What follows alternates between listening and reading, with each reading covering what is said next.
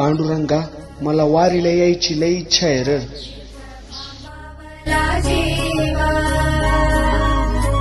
2 दिवसांनी ज्ञानोबराची पालखी निघेल. मला बी वारीला जायचंय. अरे तुझं बरोबर आहे, पण तू दरवर्षी जातो, आम्ही तुला अडवतो का? नाही ना अडवत. मग तू या वर्षी नको हट्ट करू. आता 12वीचं वर्ष आहे ना, आता अभ्यास वगैरे झाला पाहिजे. आणि घरातली कामं कोण काय पांडुरंग येऊन करणार आहे का? हा, घरात किती काम आहे. अहो जाऊ द्या ना त्याला. तू आता त्याचीच बाजू घेते का?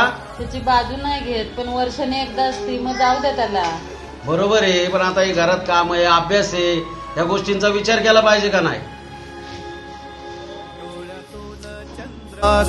आता आटायाची नाही,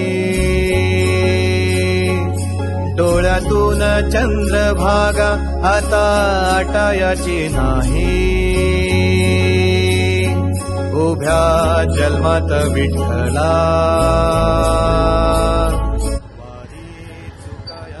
रामकृष्ण हरी माऊली, कशी झाली वारी? एकदम भारी झाली. विठ्ठल विठ्ठल. अहो काय सांगू तुम्हाला, ऋषीची यायची पण खूप इच्छा होती, पण त्याची 12वी असल्यामुळं आणि घरातली जबाबदारी असल्यामुळं त्याला यायला जमलंच नाही. बघ अरे तू माझ्यापासून आत्ताच गेलाय आणि माझ्यासोबत वारीला पण होता. अहो काय सांगता महाराज, आम्ही दोघं एकत्रच होतो दिवसभर.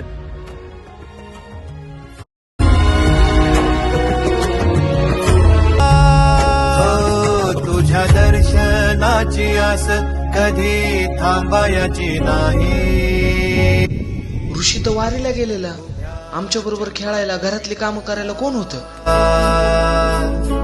वारी चुकायाची नाही.